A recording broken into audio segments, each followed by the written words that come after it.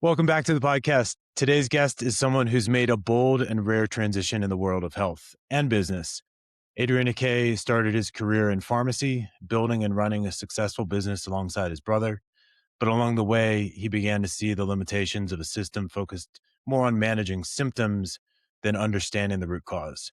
That realization, combined with his own personal health journey, set him on a completely different path. Today, Adrian is the founder of Apex Functional Health, where he works with high performing individuals to uncover what's really driving their health, energy, and performance from the inside out. In this conversation, we'll talk about things well beyond protocols and lab work. We'll talk about identity, about what it takes to walk away from something successful multiple times, and how fatherhood reshapes your perspective on health, discipline, and legacy. We'll also explore how practices like jujitsu influence the way he thinks about growth, ego, and resilience. Adrian, thanks for being with me today. Let's get into it. Appreciate you, Mike. Thank you so much for having me. Super excited for this. For those who don't know you, who is Adrian Accay? Who is Adrian Accay? Well, Adrian Accay is a man who wears many masks. I would say at the core, I am someone who is full of love and empathy. Think, growing up in Philly, being born and raised there, it's not exactly the most empathetic. So even though it's called the city of brotherly love, there's not a lot of love there. So you develop a very hard outer shell. And I would say that grit is a big part of my identity, who I am. I am very much a family man. I love my kids to death. Like they're everything for me. And I would say I love, helping people. And I'm discovering more new things about myself. I turned 44 this year and I'm still discovering new things about myself. So, but if I were to kind of break it all down, I'd be a person who loves freedom, who loves my family, who loves health. Obviously, that's a big part of my why and my identity. I love, and I'm very empathetic and loving.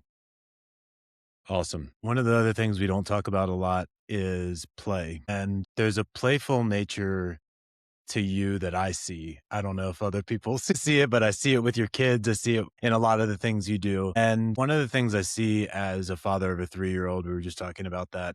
The kids bring out the play in us. And I think we're like a play deficient society in many ways, and it looks like a lot of different things. But I also, some of the groups we're in, it seems like, starting at a very, very young age, fathers want to instill in them like discipline and financial literacy, these things that I think are very laudable and, valuable. And I think if taken to an extreme, like anything can really crowd out play. And I wanted your thoughts on that before we dive into some of the other things. Yeah, no, that's a great that's a great point, and you're absolutely right.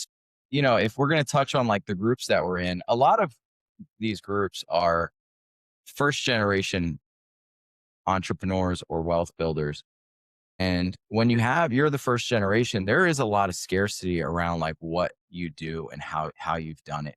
And you don't want your kids, right? Like just like anything, you don't want your kids to kind of go through the same hardships that you went through.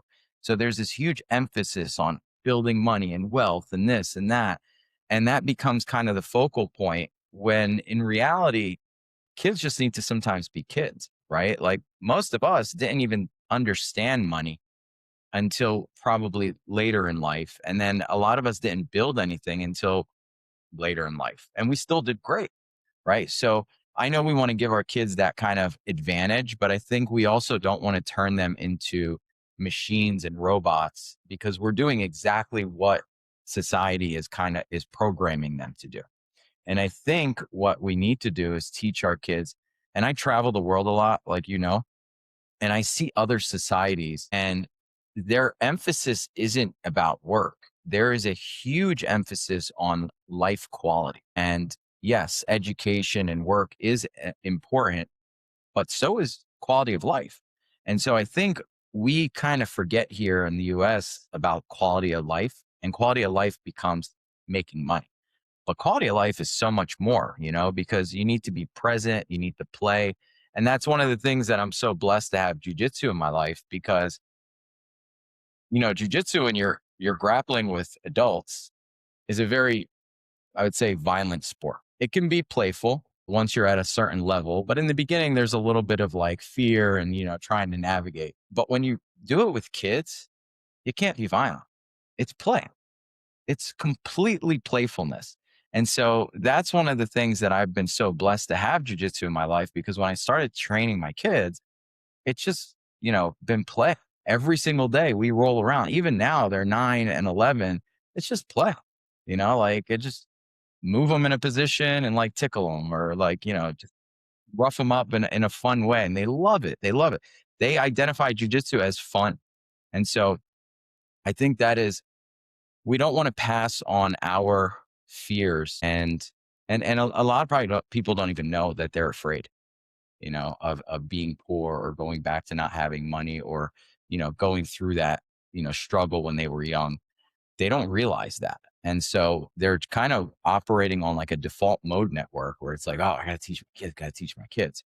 So I take a step back from that and I think like, yeah, just like anything else, I have an investing class for my kids.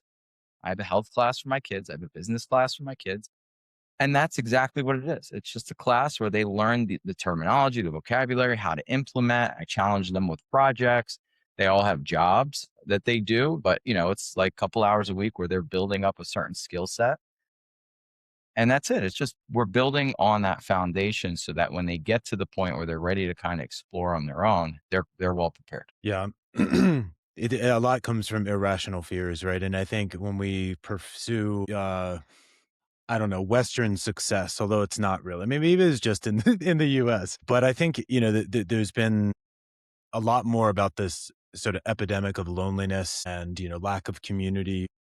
I was just on a call last week with a guy who was saying basically COVID still like I don't know exactly what it was, but something shifted in 2020 where people were less social. Right.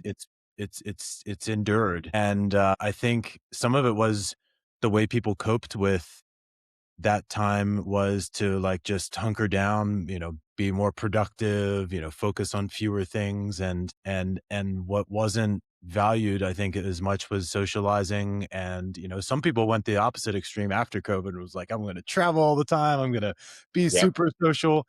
But then some people, and maybe it was an introvert and extrovert thing. And introverts were like, oh, I don't have to go out and be social. But, I've just definitely noticed the persisting shift. And, I think, just it's given the choice that we have as parents of what we model, not just tell them, right? I mean, they're going to look to us, but when we have, growing up, you kind of had to choose what extracurricular activities you did, whether it was athletics or whether it was maybe music or, after school activities or academics, what are you going to focus on? I kind of focused on on all of it as many of us high achievers did, but I think sometimes it ends up becoming cookie cutter, like because I as a high achiever did this, I want my kids to follow in my footsteps. Did you experience that at all?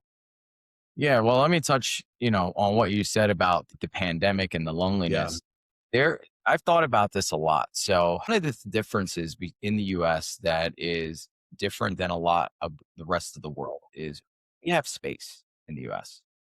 And so when you go and you travel around the rest of the world, they're smaller.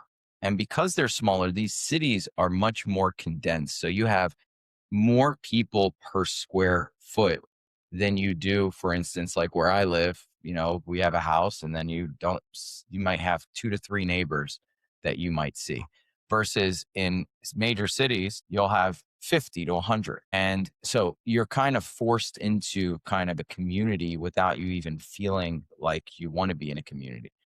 Now, you take that places in the US that are more like spread out, like suburbs, suburban areas, and you don't have that.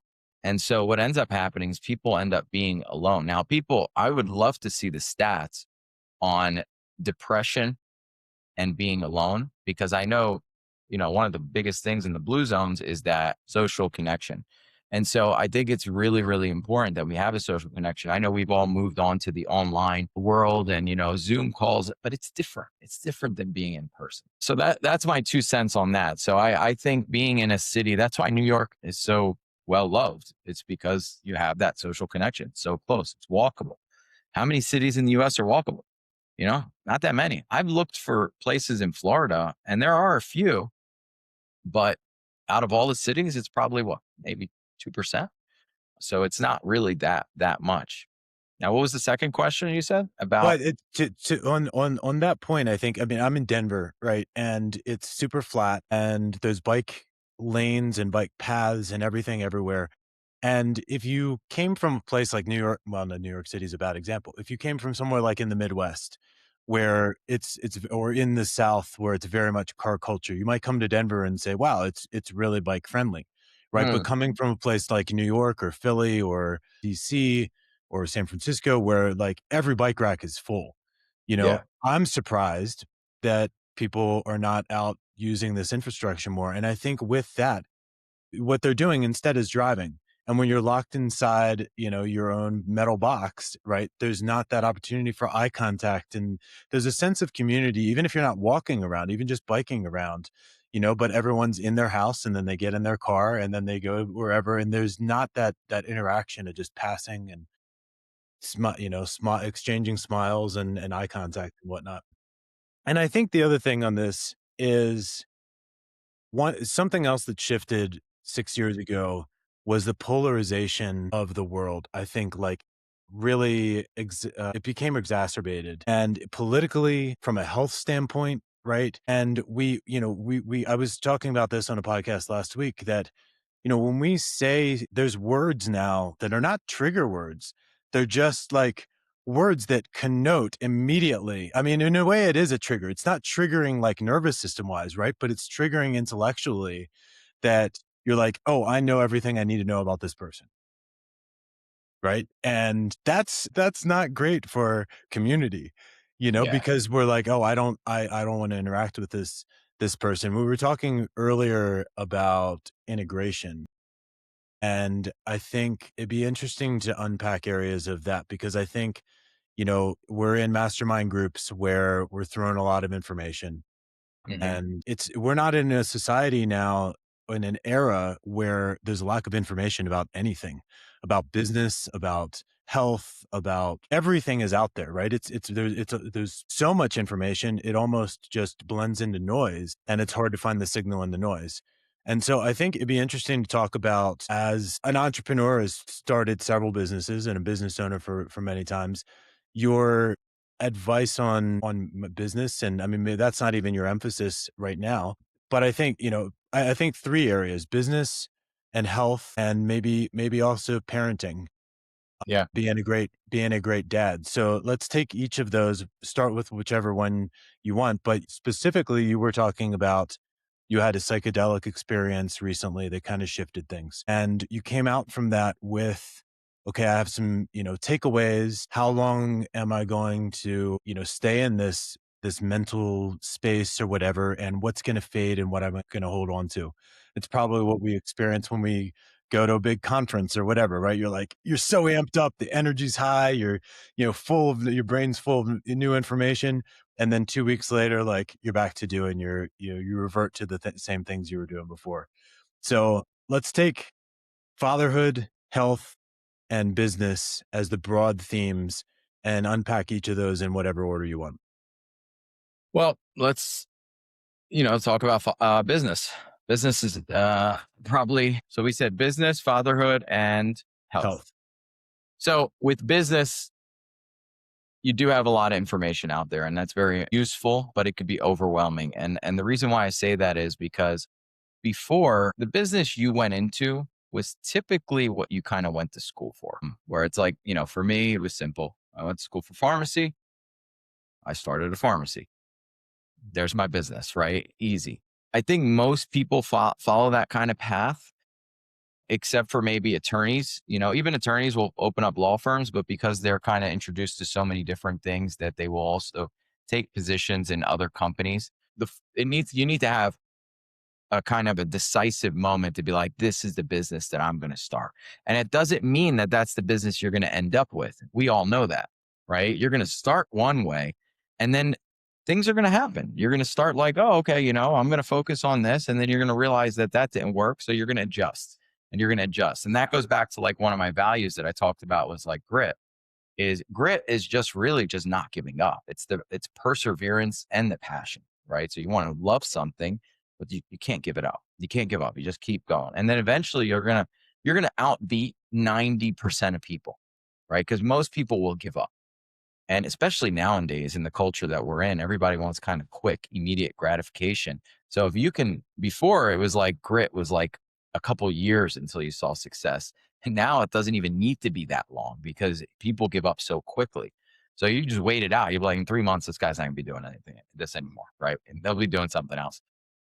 Uh, so that's what my 2 cents is on business is just start somewhere and just keep going and then just solve the next problem until eventually you do well with it. I could use like my kid, my son and my daughter are perfect examples. They both 9 and 11 started their own businesses. My son started with car washing cars.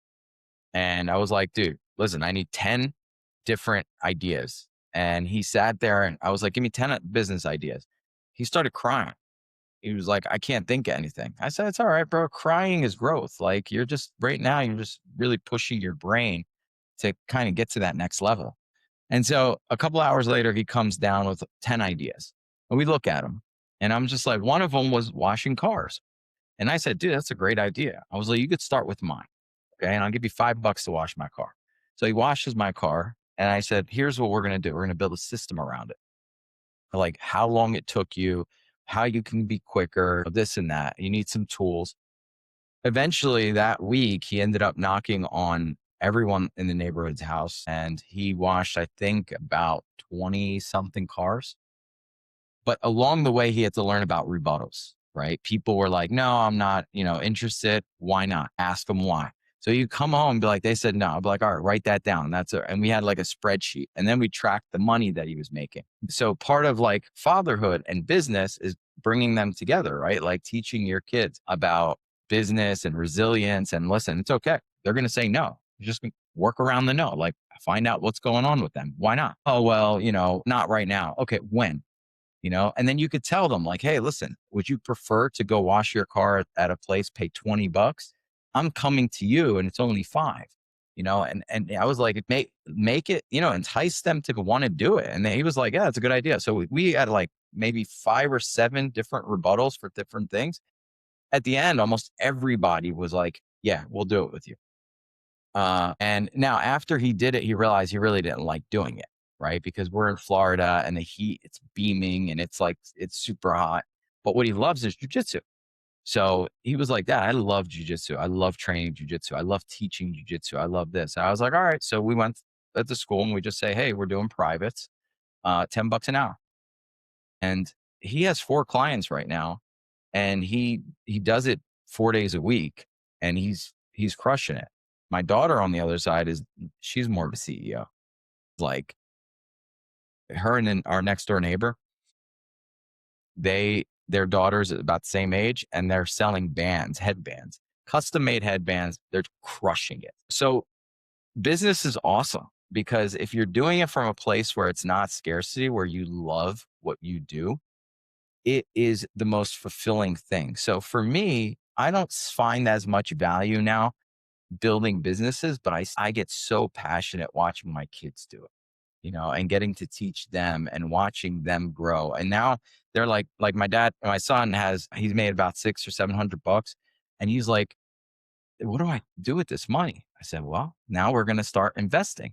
And so we started an investment class, right? And I was like, you're going to start making money so you can invest money. And so these are things I didn't learn until I was in my 20s. So they're learning these now at a younger age. And so you combine those things, business and being a parent. And then let's talk about health. Without health, we don't have anything. Right. And so I teach my kids that like if there's 3 things you need to learn in life, you need to learn health, you need to learn business, and you need to learn the law. If you know those three things, you can navigate anything, right? You know not to what mistakes to make and not make. You know how to take care of yourself, and you know how to make money so you can survive. Everything else you can learn, but you have to have these foundations. And so health has been a big part of our life, and health gets a bad rep, like you were saying, in the COVID time and when things shifted. Like if you say the word vaccine now, people are, whoa, like, oh my God. Like, you have people like, I don't do that, or that's crazy. And the other people like, of course. And I think just like everything in life, it's never all or nothing. There's important things to everything that we do and understanding why. But I think the healthcare system in the US was broken prior to COVID, that I was in that system. I knew that. When COVID happened, I think a lot of people saw that. And that's where things it just became more evident. The problem is, how do we come back from it? So there's been this huge movement towards preventative health or functional medicine or integrative health or alternative health, which is in reality is health, is true health, right? It's the way our system should be built, is teaching people how to stay healthy so that when they have an acute issue, they can get treated for that acute issue, not waiting until the acute issue is a chronic issue. And then you go and see a physician about that issue and now being prescribed something that just kind of keeps you moving along instead of being like, okay, well, and physicians study the body. They understand like, hey, root cause, this is out of whack. This is going to lead to X, Y, and Z. So let's fix this and it'll trickle over in this. But because it takes so much time and there's a lot more investigating involved with that type of medicine or health a practice, it's easier to just prescribe hypertension, calcium channel blocker, or diuretic, or whatever. So I teach my kids like, listen, there might always be an acute issue, but we have to learn foundations about health. And so I teach them everything from stress to sleep, to exercise, to nutrition, to understanding their body, to their emotions, because emotions, we hold toxins in from our emotional state, why we supplement, what supplements. You get people just taking supplements. They have no idea why they're taking them. Yeah, are they even working? I don't know. Dude, you got to test, that you got to see what you're doing. You got to have a purpose behind it. Well, I saw this guy doing it. He looks great. I want to do it too. So my kids are very well informed when it comes to this. They read nutrition facts. They understand about what they're looking for. They know about macros. They know about micronutrients. They know about exercise. They know what kind of exercise. They know what stress does to the body. They know about their emotional state. Like, we do it all, sleep, everything. It's super important. And I keep repeating this curriculum with them, and I keep layering in more and more every year. So we do 1 month for one topic. It's a 30-minute class every day. And so that's how I teach them health. And a lot of that came from me being in the traditional allopathic medicine route. When I was like 38, I got really sick. And when I got really sick, I was like, okay, I went to the doctors. They thought it was, autoimmune. Then they thought it was viral. Then they thought it was cancer. And they put me through this whole process of, I want to say, like, medical hell, because you just have no idea what's going on. You feel like they don't know. And I was just like, man, They don't know. they don't know. They're And it was testing. They're trying to figure that, they're playing detective. playing Collecting detective, clues, but the right? thing is, they weren't playing detective on trying to figure out the issue. They're playing detective by throwing meds at me to see which one sticks. And I was like, no, listen, I know this game and I don't want to be a part of it. I want to know how I got here, because a few months ago, I wasn't like this. Don't tell me genetics, which is the answer, the end all be all when a doctor doesn't know what the answer is. Well, it's genetics, like, no, that's bullshit, because 6 months ago, there was no genetic problem. Now there is. Like, I want to know what happened that 6 months ago. So I'd start playing detective, and that led me down the route of functional medicine, which is really understanding root cause. And then I kind of backtrack. And I'm not going to lie, figuring out my own problems took me to kind of correct about 2 years, 2.5 years. And then that kind of prompted me into wanting to help others, and really not for anything but that. It was just like people would just come up to me like, yo, man, like, here's what's going on. Maybe what should I do? And I'm like, well, let's look at everything that's going on. We start at the foundations, which I was talking about earlier, and then we just kind of build off of that, right? Like what's going on in detail. And you'll start to see like there's little things that people don't, their body might be missing certain enzymes or nutrients or this, and you just don't know. And then they don't know. And then it leads to a cascade of events. And then once you fix those things, you're just like, oh man, I feel great. Yeah. There's two things that I'm excited to talk to you about because you've kind of seen both sides, right? You've been on the conventional medicine side, I'll call it, and you're now on the functional medicine side, both having experienced it yourself personally and then also starting a business in it. And the first I'll ask and then give you a minute to think about, but is what does conventional medicine do well that like the thing that comes to mind for me is like advanced cancer might be something that conventional medicine handles better, and then other things functional medicine does better. The thing I wanted to just bring up before that though is your example of someone who's taking a bunch of supplements just because, John down the street is taking it. And how this is probably also the same person who would not take drugs, pharmaceuticals, but can take supplements ad libitum. And also you would never say, "Hey, John, what medications are you taking?" And then just, "Oh, you look great. I'm going to take what you're taking." That'll be completely not just careless, but reckless, right? But we just stack, and the irony is most of the time, pharmaceuticals have been through much more randomized Yes. control trials and testing and phase one, two, three, and supplements have not. And so, there's varying grades and, some they're at most they're tested for safety, but not efficacy. It might be doing absolutely nothing, or it might be, might be actually contraindicated. And then the mix of, once you start stacking them, but yeah, I was on a call with one of your colleagues and she said the person right before me was taking 20 supplements. And it's like, that sounds really dangerous, And it is because supplements interact with each other too, and there are supplements that interact with medications. And so there's supplements that don't work with your body and they could actually do more harm. People think, oh, it's over the counter, so it means it's got to be safe. That's not true. You know, that is not true at all. Like you can overdose on fat soluble vitamins. You can take vitamins that can cause other issues. Some can cause arrhythmias and heart attacks.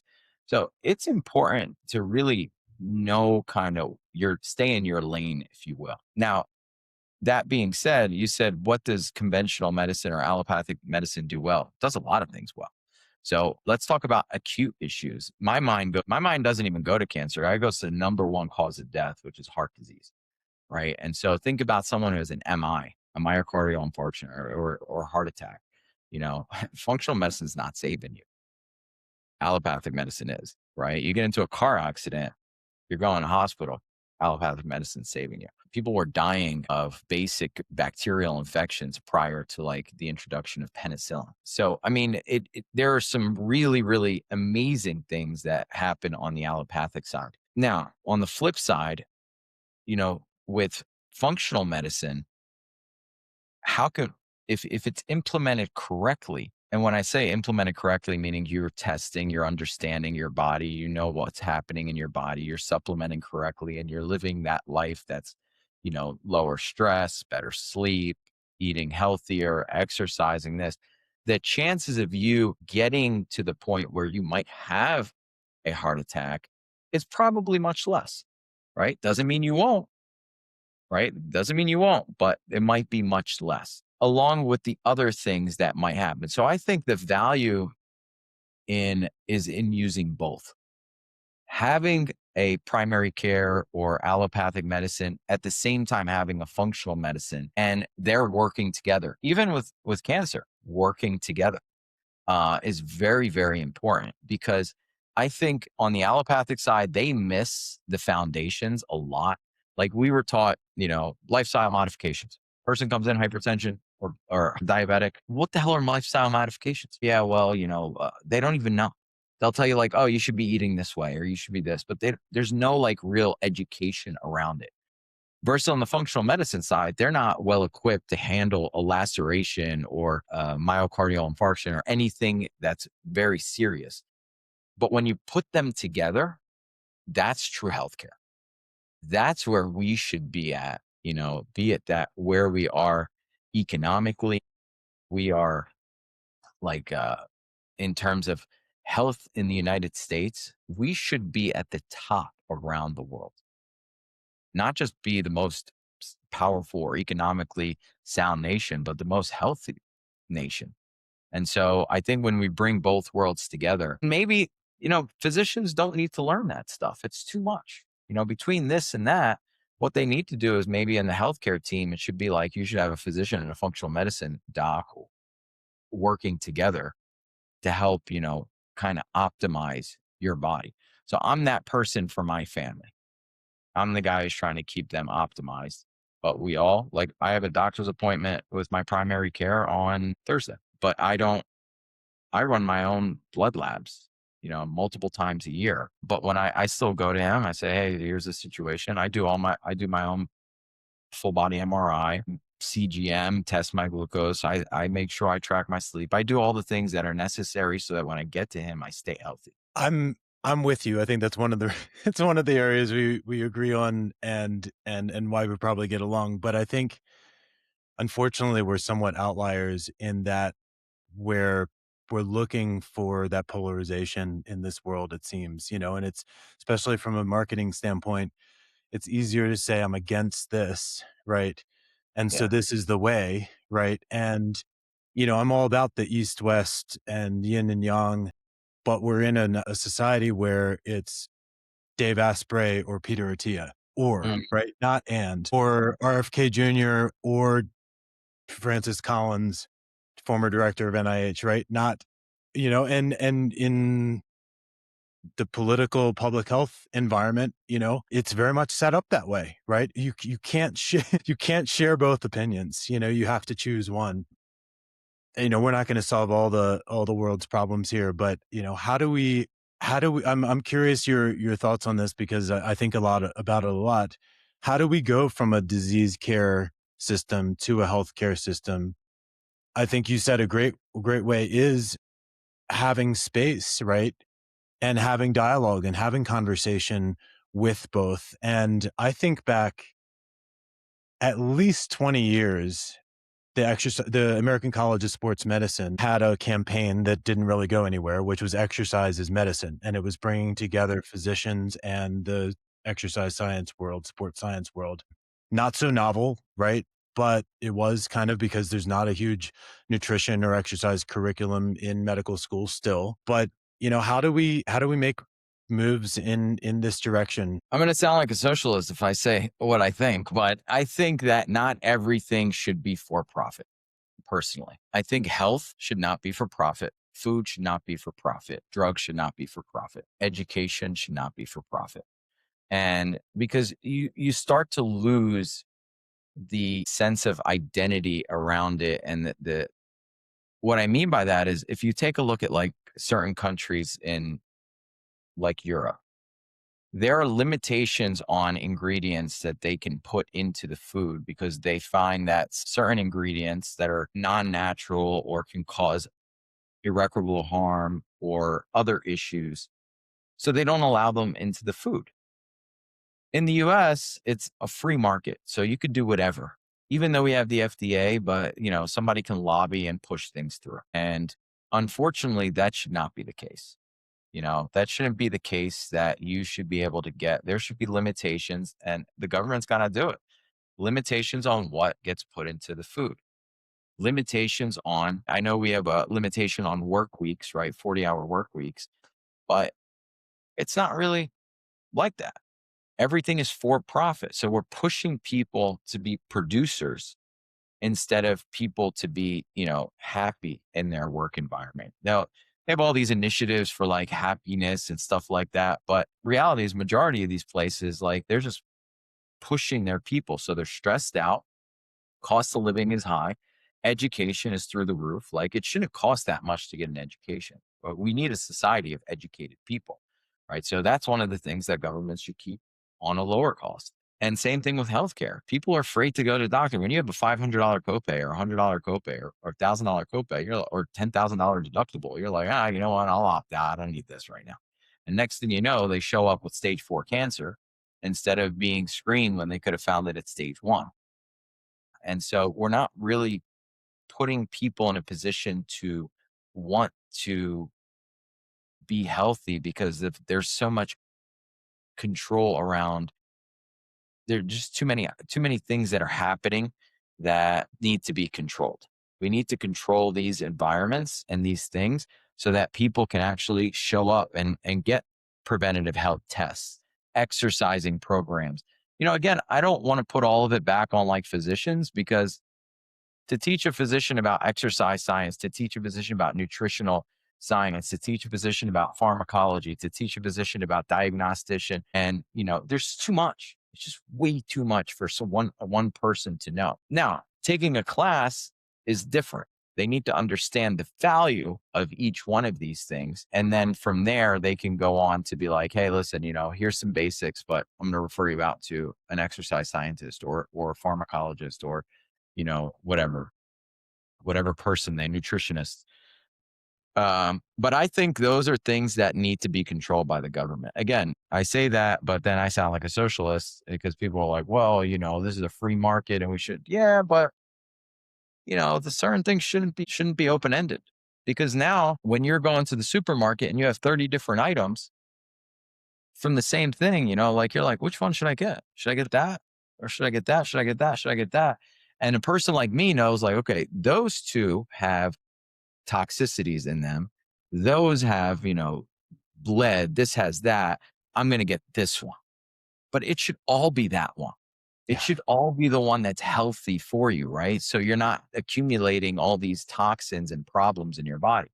So I think that's what ends up happening. And it's just progressively gotten worse. Like you go into the supermarket, and I would say, like, what is it? I forget. So depending on where you're at, if you're in a lower income area, it's like 90% of it is like ultra processed.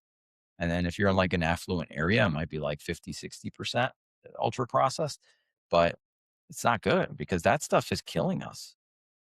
Yeah. And I think there's a piece of ego there also that prevents collaboration, prevents the integration of healthcare, right? That I mean, I think the stereotype, you probably found this, when you were working in pharmacy, that there's the, stereotype of there's a lot of physicians who go into medicine for the status, they go in to be the expert, that's my experience, at least personally.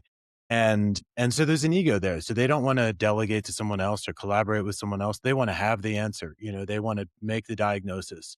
They want to be the hero. And there's incentives that, built into how healthcare is paid, right? That to be the hero, and misaligned incentives, whether it's from a nutrition, food supply standpoint, or it's healthcare or whatever, misaligned incentives can really drive things in the wrong direction.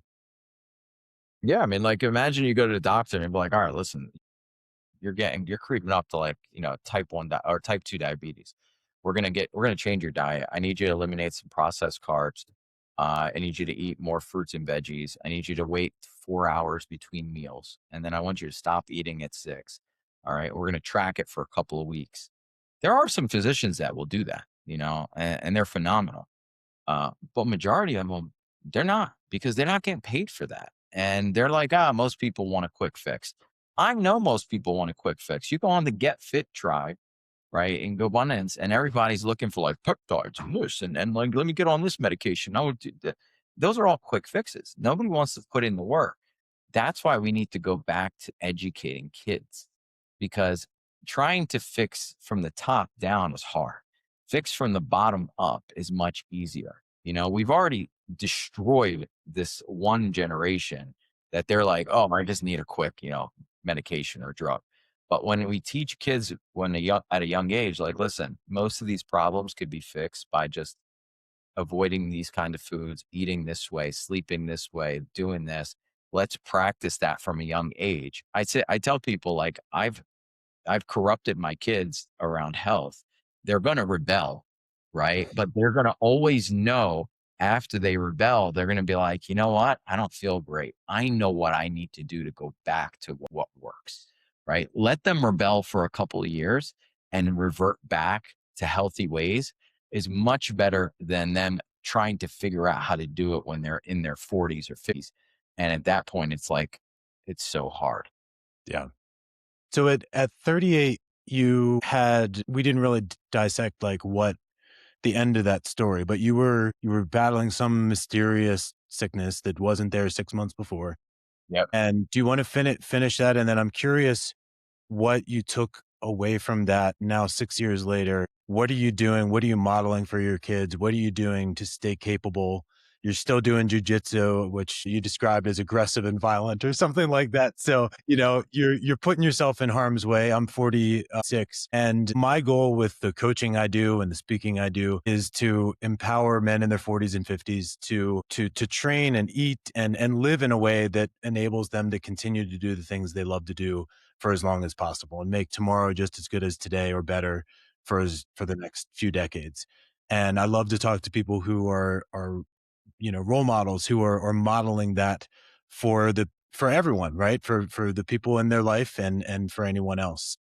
It wasn't, I mean, when I was growing up, I didn't look at people in their 40s and think like, man, that's an old person. I saw my grandparents in their 70s and thought that's an older person, right?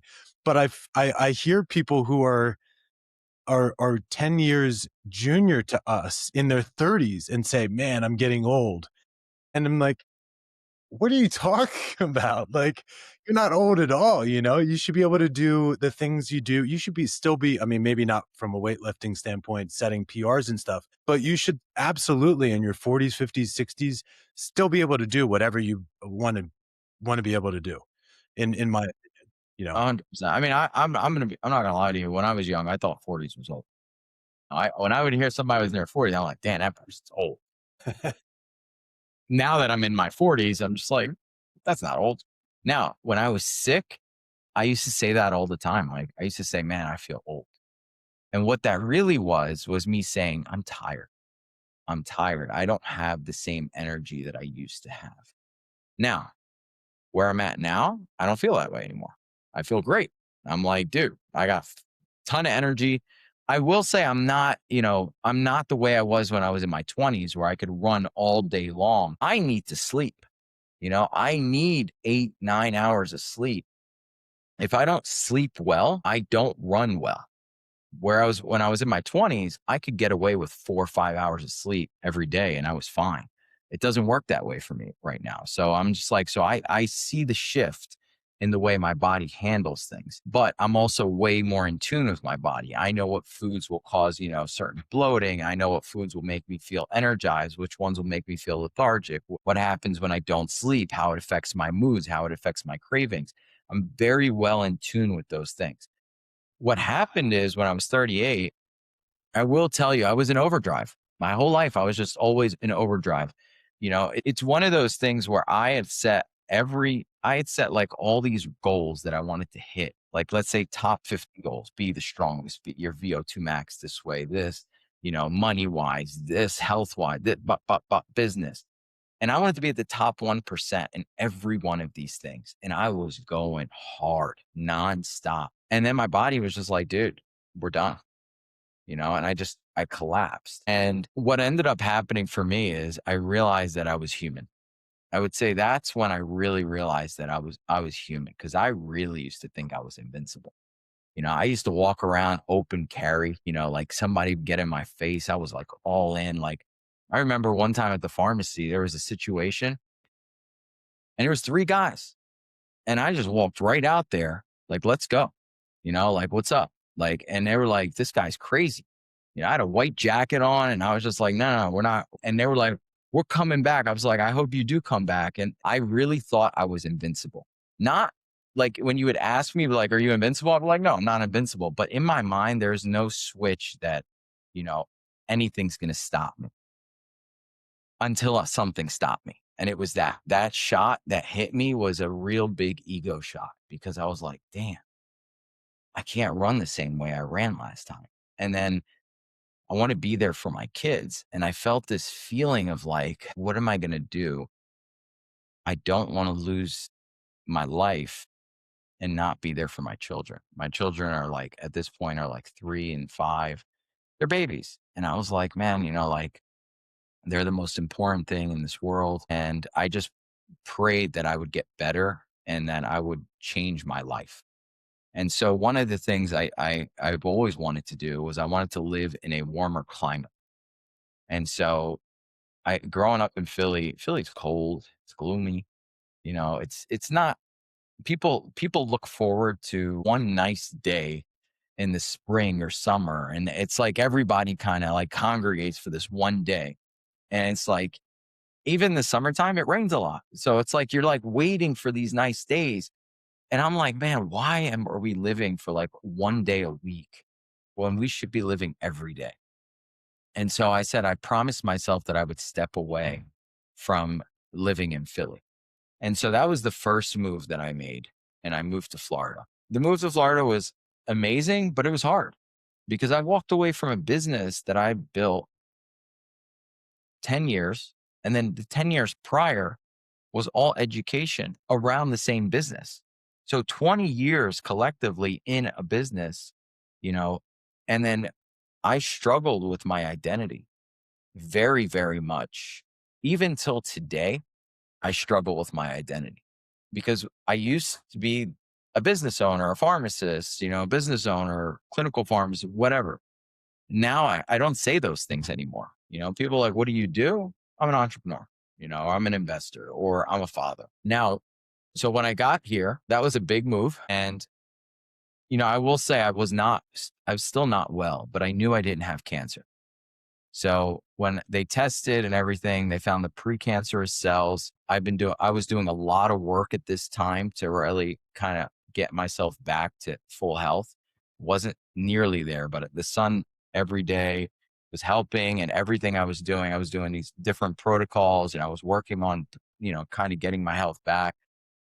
But along the way, I was always training jujitsu. So jujitsu is a big part of who I am. And I came down here, and I come from an Elio Gracie lineage. For those of you who train jujitsu, understand there's like sport and self-defense jujitsu. They will overlap. I would say self-defense jujitsu will overlap into sport, but usually after you've already developed the foundations. And so where sport jujitsu jumps right into the competitive style, they don't really emphasize any of the self-defense. The self-defense is what really established the MMA world back in the 90s. That was all based on self-defense jujitsu because you start standing, there's strikes, and then you have to kind of navigate, and then you get to the ground eventually.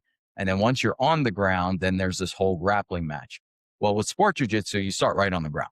It's like all grappling on the ground. The self-defense, you're starting at the top. So you need to know how to do, headlock defenses and choke defenses and all this other world. So when I came down here, I started training at other gyms, and it was all sport. And I was like, you know what? I want a self-defense jiu-jitsu. I want an Elio lineage. So, I ended up opening up a school down here, and I made sure I opened it right next to my house because my son was 4 at the time. And I was like, this is going to be perfect. I'm going to train my son. I'm a black belt in jiu-jitsu. It was like, I'm going to be able to like help people in the community and do something I love to do. Until today, we've been open for about 4 or 5 years, and it's amazing. I teach 3 days a week, Tuesday, Thursday, Saturday. I do my gi, no gi, and I do fight sim, which is, street self-defense. My son teaches. He's been doing it for so long. That's our bond. Like we train together. We speak the same language when it comes to jujitsu. And so that's been one of the best experiences of my life is doing jujitsu. I will say I'm not the same guy I was training when I was in my 20s and 30s. Back then I could go hard, and I got injured. We would train hard. It was an MMA gym. So I would have, I've torn shoulder, herniated discs in my back. Like I messed my knees up. I don't train that way anymore because I look at it differently. Like, I've been training for so long. I want to train now. And like you said, I don't want to do, personal best and all that stuff. It's more about like just being able to keep training forever. So if I find that someone rolls way too hard, I put my ego aside. I'm like, I've been doing this for 20 years. I don't want to roll with this guy, like I'm just going to step aside and let someone else roll with them. I'm going to roll with somebody who goes more slow, because when you roll hard, yeah, okay, I could keep up, but who am I proving this to? I don't need to do this shit. So I will focus more on longevity in my approach more than anything else I do in this life. Nice. I want to end with a kind of a broad question of kind of things that high performers should focus on. You mentioned like stress was something that was really draining you before. Before we do that final question, I hear ego and identity, and you like me spent a lot of years in school, did college, postgraduate, and we're part of groups of entrepreneurs, self-made guys, first generation. Many of them didn't go to college, and many of them are passing that ethos on to their kids of, is it worth investing in education? And a lot of people I talk to do have higher degrees, and I talk to as many PhDs and MDs as I also talk to people who don't have a college degree. And so I just wanted you to weigh in on your perspective on that and what you instill in your kids. I would guess that you give them a choice. No, college is Okay. not. It's not negotiable. Yeah, college is not. You can lose everything in this world, but you never lose your knowledge. Yeah. That's your superpower. That's your gift. Yeah. Now, I think college has become overutilized, and there needs to be a focus when you go to college. I think everybody just goes to college without an idea of why they're going to college. And I think that's a big mistake. So you'll hear a lot of people like, "Oh yeah, he could have went he could have did this, and it would have been better than his history degree." Yeah, probably. But if he's using his history degree because he wants to be a historian, because he wants to do X, Y, and Z in his life, then it probably makes more sense. But if you just went there because I like history and I accrued $100,000 in loans because I like, go download an app and study it every day, and you probably do better. But there's something that most people who went to college understand about college that people who didn't go to college don't fully get. When you go to college, you learn grit, your mind expands into a different way of thinking. You push yourself to learn in a very stressful environment where you're pushing yourself to learn more. You're pushing your limits. You realize that you're very capable to get things done, and you're going to find a way to get those things done. You get a broad idea about multiple different subjects.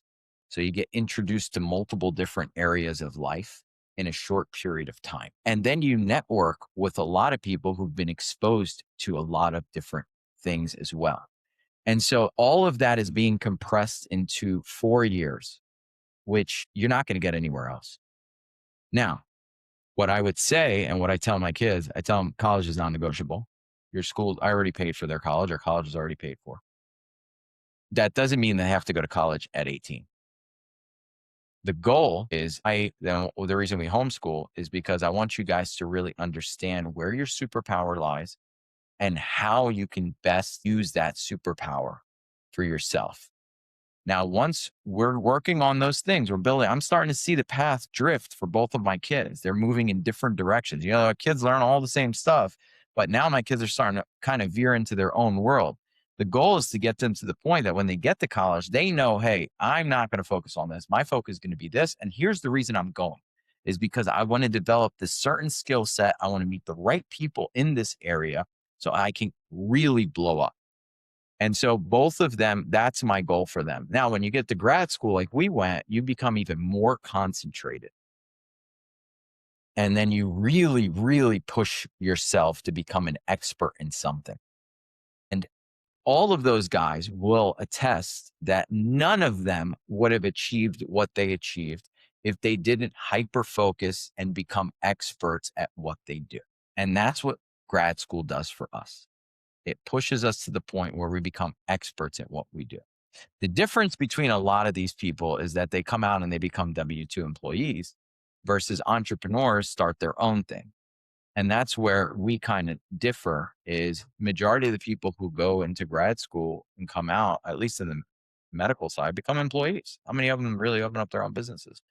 Um, so you were going to say something. Yeah, well, I what I wrote down while you were, and it goes back to what we were talking about starting a business. That you, what I heard when you were talking about your kids starting a business was starting a business that solves a problem. Yep. And there was a book that came out. I don't think a lot of people have read it, but The $1 Million Weekend, that basically says, in a short amount of time, pick a problem that you want to solve, test the idea whether it's has market value, and if it does, run with it. If it doesn't, throw it out. And I think you said grit, and I think learning how to learn, exposure to multiple disciplines, networking. I'm on board with all of that. I think critical thinking also comes with that. And I Absolutely. I think mean, that's the piece that someone might argue, because you're describing, you go to school to learn. I mean, that's generally what we say, right? But I think you go to school to learn how to think. that's right. And that's, I'm biased in some ways that I was talking about this over the last couple of weeks when I'm reaching out to people to interview, just connecting with people in life.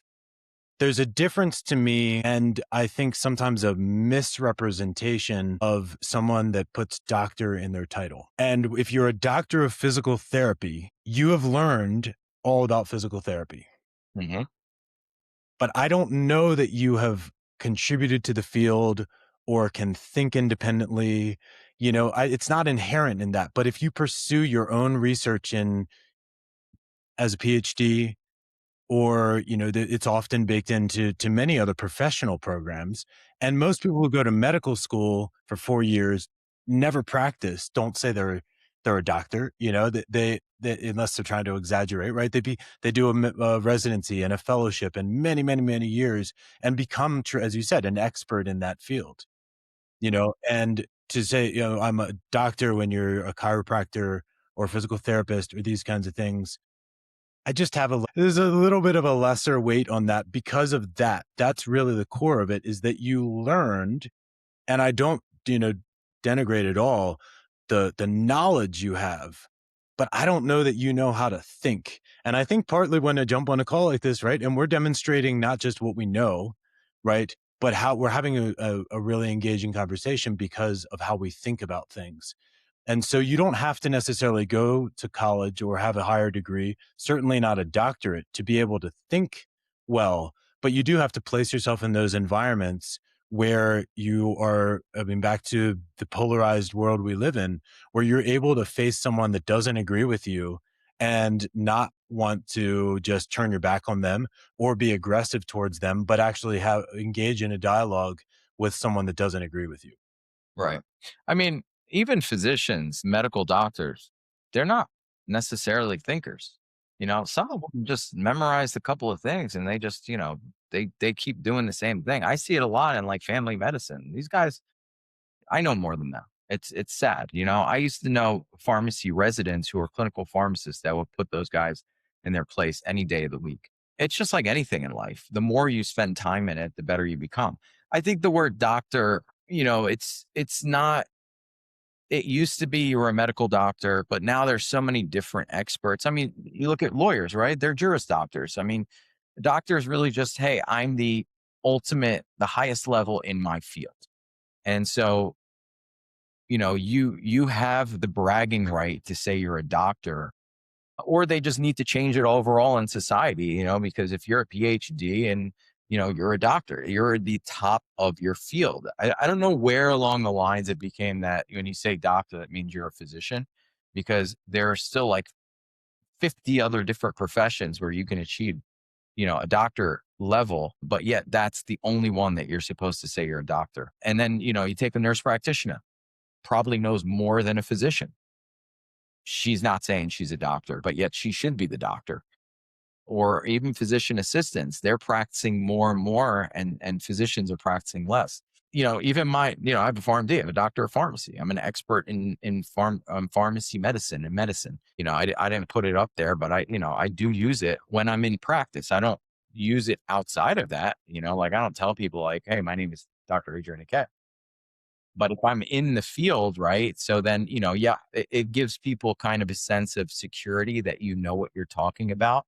Like, listen, when I'm talking about medicine, I know what I'm talking about. I did this long enough to know I'm very comfortable in that world. But Well, and what with I think that's the kind of the point. And maybe, if we want to kind of wrap up this conversation, maybe the a great last sort of like conversation topic is, how do we find trusted sources, whether it's, and maybe just for you, I mean, not philosophically, right? But like, I think that we're living a day and age.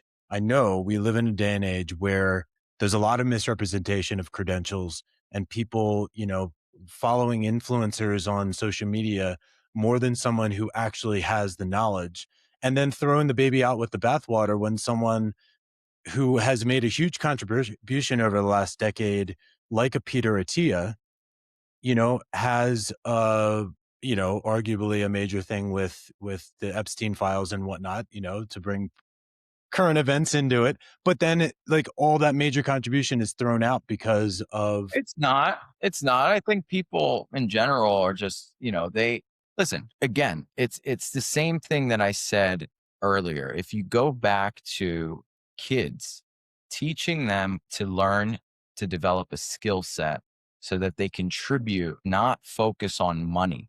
Because if they go into things to focus on money, it leads you down the wrong path, like an Epstein. Like, oh, I make $250,000 off this guy. I don't really care if he is a convicted pedophile. He's another client. Versus setting things up to have values. Like, I know attorneys that will not take people who are guilty. They don't want people who they know are guilty because they have a certain moral value. Now, you don't hear about those people, right? Because of the fact that they're not that they're not that interesting. They want the people who are like, he committed a murder and he defended him and he got off. They love that controversy. Same thing with influencers. A lot of these guys who are really the good information are not coming from the guys who have a million followers, because they're not controversial. The guys who have a million followers are controversial. They're saying some things that are like, what? Like, really? And so everybody's body's bio individual. It's not, nothing's going to work for you that works for me, that works for some things might overlap, but overall, you really just got to know your body. And that's why it's like, so when I was saying about the kids, I tell my kids, like, listen, develop your skill set. You should be when you go to college, and let's say, for instance, you start an HVAC company as a kid, and now you're 16, and now you have this knowledge in HVAC, and you go to college to build on that skill set. So you take classes, you're like, I didn't know that about HVAC systems. Now I can implement that in my business. Or if, let's say, your business was washing cars, and now you're like, okay, I'm going to go to school because for business, so I could build my business more. I can learn about finance. I can learn about accounting and investing and all this stuff. You're taking the classes and you're applying them to your business. That is the best use of college.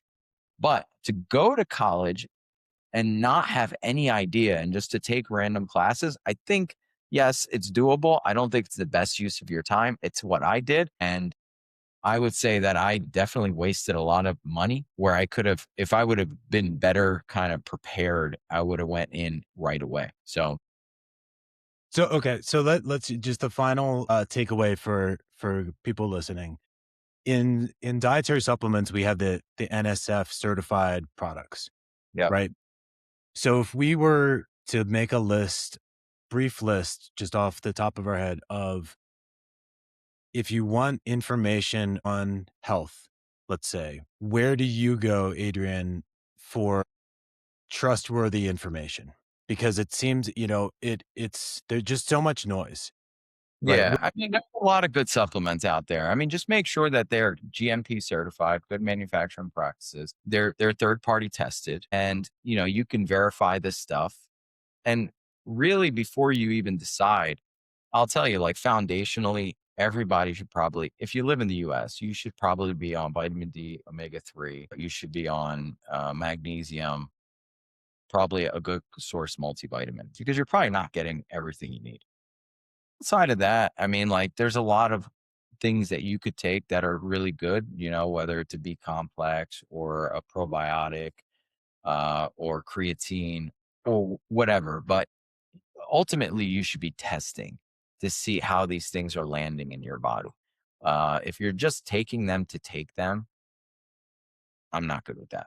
That's not like where I live. I live in like, if you're gonna take something, test for it. Like I do an omega-3 test and I do my HDL, right? When I take my omega-3s and I see my omega-3 levels are rising and my omega-6s are going down, I'm like, okay, cool. This is working. My HDLs are going up. Great. This is working. The same thing with vitamin D. I'm testing, where's my level at? Like, am I within therapeutic range? So I'm constantly testing for things. And so making sure, like I said, GMP, third party tested, and you're testing yourself to get what you want out of it. More doesn't always equal better. I know that's the society we live in. It's like, oh, I take all of these. Listen, like if your thyroid is off, don't jump to selenium. Figure out what's holding you back. Are you not getting enough carbs in your diet, right? That, and you're creating more cortisol in your body. So your thyroid is shutting down, well, that's going to affect your testosterone, and so people jump right to testosterone supplement. Like, let's go back. What kind of carbs are you eating? Are you eating like the carbs like sweet potatoes and rice and things that will help, reduce your cortisol so you can get better sleep, so your thyroid will get better, your testosterone will get better before we jump to the supplement route. Yeah. Yeah. It amazes me how many people in their business and in so many other areas have these metrics. They have the data. They depend on that to make decisions. And in probably arguably the thing that is most important in their life that really determines the quality and the quantity of their life, it's just like off the cuff. Like, I'll just do what John down the street does. And a lot of them because they don't know. Like what I just said to most people, like if they're listening, they're probably thinking like I wouldn't be surprised if right after people be like, wait, carbs affect your thyroid? Wait, they're over there on chat. How do carbs affect your thyroid? Right? But yes, carbs affect your cortisol levels and your sleep and your serotonin production and all this other stuff. And so there's a lot of things people just don't know. And so they jump to a supplement to fix a problem that could be fixed by foundations. And that's why it's very important. I wish they would teach foundations in school. Everybody should have these things. Yeah. Yeah. Awesome. Well, Adrian, thanks so much for spending the time with me today. Where can people find you, find Apex, and anything else you want to put out there? Yeah, so I appreciate you. Thank you for having me on. You can reach me at Apex Functional Health. You could reach, there's a discovery call. We have our preferred products on there. And then if you want to reach out to me directly, you can reach me at Adrian at apexfunctionalhealth.com.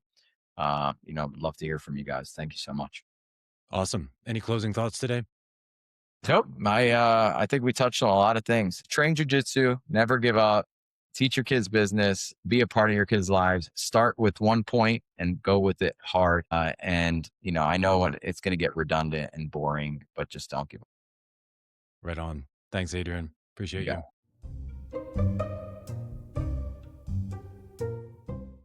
Thanks for spending time with me today. Seriously, there are a lot of voices out there, and I don't take it lightly that you chose this one. If today's episode was useful, leave a review, share it with someone in your circle, and come find me at factfueledfitness.com. A clarity call is just 15 minutes, and it might change the next decade. I'm Dr. Michael Donovan, and this has been Fact Fueled Fitness. The work doesn't stop here, it starts here.